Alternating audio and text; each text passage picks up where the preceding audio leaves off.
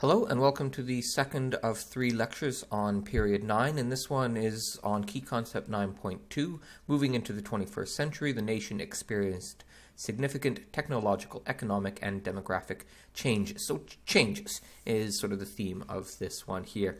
And we can see there on the right, that is a 1980s ad for a cellular telephone. Save $800, only $1,499 US dollars, $1980. They were very expensive and very much out of the reach of the majority of people at that time. So they've changed significantly. All right, the first one, new developments in science and technology enhanced the economy and transformed society while manufacturing decreased. Okay, so economic change. Now, in the 1900s and in the 1800s and 1900s, the shift was from farming to manufacturing society, and especially with the spurt in the market economy of the 1820s, 1830s, 1840s, and then sort of a rapid sort of urbanization and shift away from farming and towards manufacturing during the Gilded Age. And the United States was a manufacturing nation, and a lot of people, good old factory towns and factory jobs. And the shift since sort of World War II and very much in this time period is a shift away from manufacturing and towards service industries. And so manufacturing peaked in the 1950s and would continue downward. And it's sort of the down of the blue-collar job and the rise of the white-collar economic sectors, which is what this is showing. That teal line is sort of showing service industries, and we can see it's rapidly rising. What do we mean by service industries? Well, any sort of work where you're providing a service for a customer. This can be economics, like banks, financial institutions, entertainment, any kind of entertainment at all, healthcare, the health industry, hospitality industry, such as hotels and restaurants, marketing, online work, public work, government work, tourism and travel, all these kinds of things is what we mean by the service industry.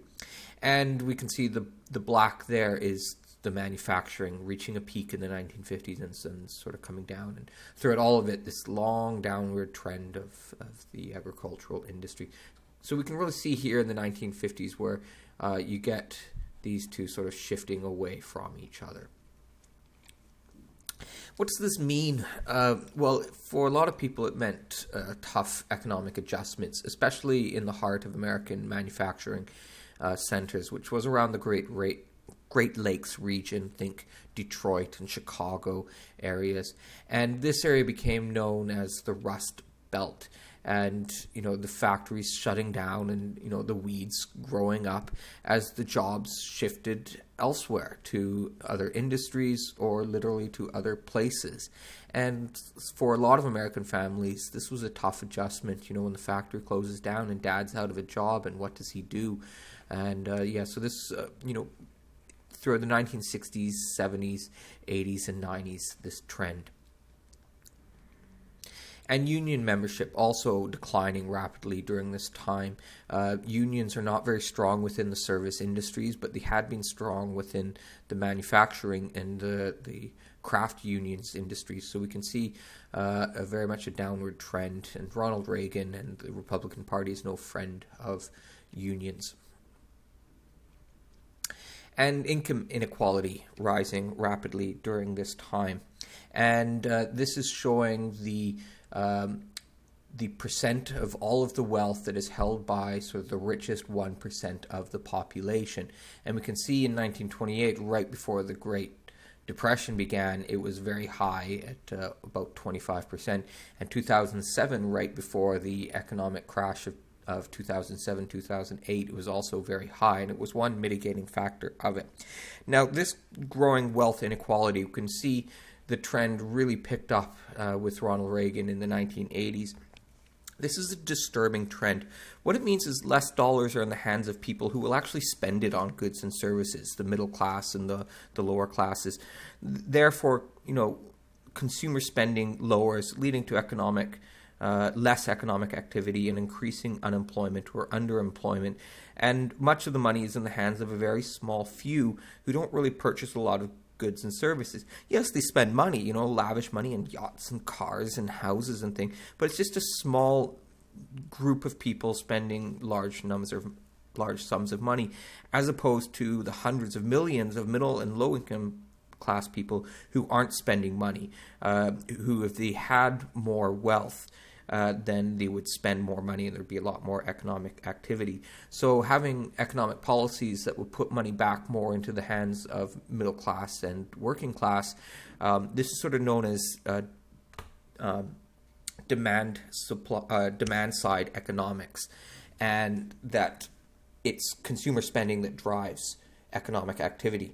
Now, those who advocate supply-side economics and policies that created this income inequality argue that those with wealth will invest it into the economy and thus create economic activity, and the wealth will trickle back down to the middle and lower classes through job creation. But critics of this argue that this doesn't really happen because the middle and lower classes don't have the wealth to purchase the goods and services from whatever investments are supposedly going to come, and so that the money just ends up sitting around, which is what it's doing today. There's a lot of wealth in America, but it's really sitting around and it's not flowing through the economy through consumer spending at this time. All right, so next one is to look at the technological innovations in computing and digital mobile technology and the internet that transformed daily life and increased access to information and led to new social behaviors and networks. And for this one, I just want you to think about, what would your life be like if you had no cell phone, no internet, no tablet, no computer of any kind, and nobody did. None of us had it anywhere in the world, and the idea of it is, it seems far-fetched and something way off into the future. If you can imagine that, then you're imagining my childhood, and it's been revolutionary in its change. And so just maybe take some time to think about all the way that it has changed the world by thinking about what would be different if all of this were all of a sudden, with a snap of the fingers, was gone.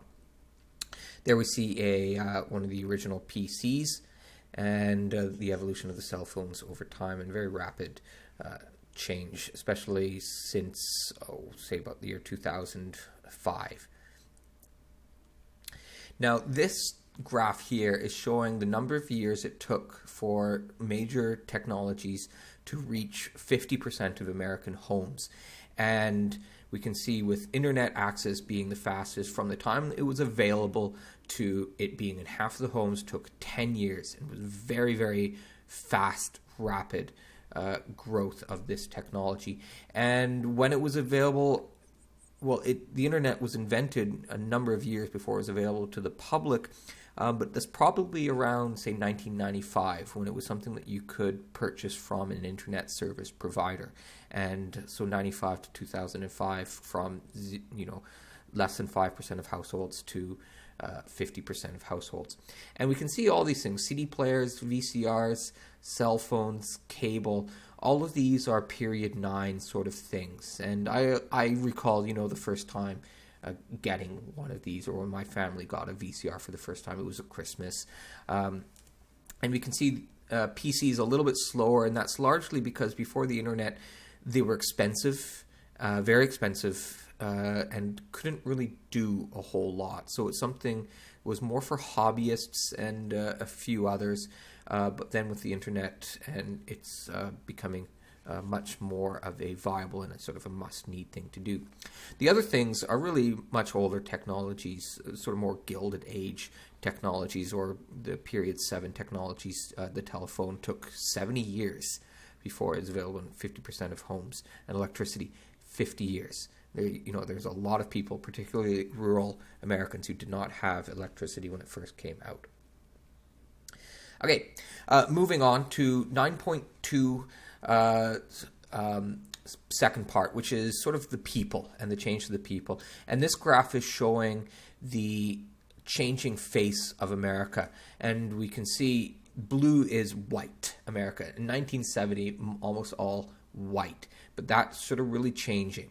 And especially after the year 2000, the change here.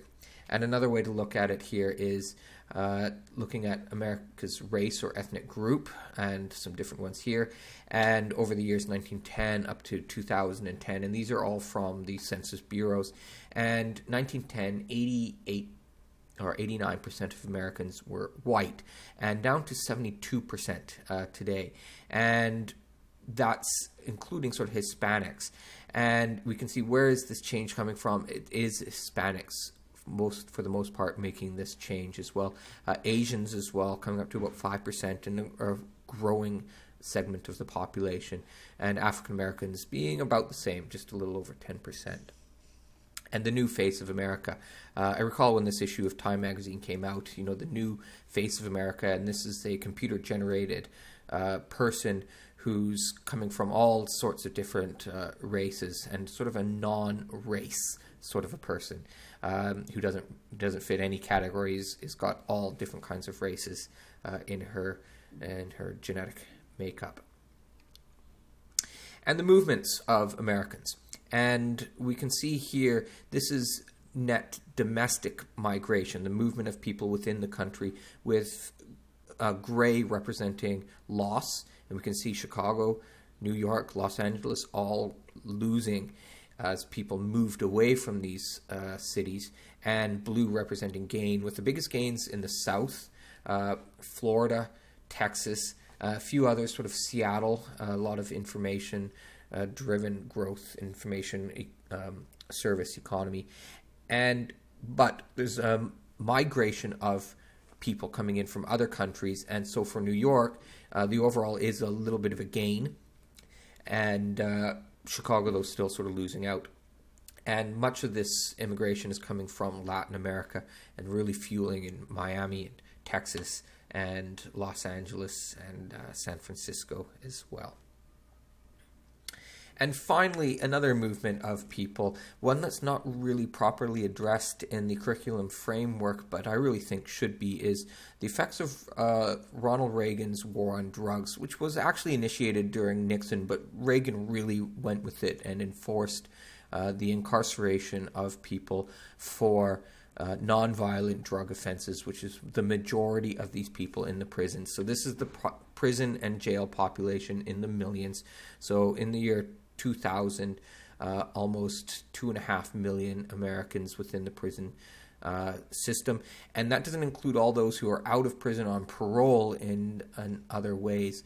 And this has fueled the growth of the prison industry, and much of it, as I said, is coming as war on drugs.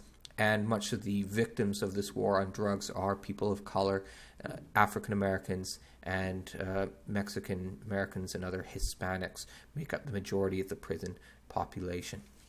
Okay, so that's where we're going to end it. So that's 9.2 changes, technological changes, economic changes to a service, and some movements of places, particularly in the West and in the South. Okay, thank you very much.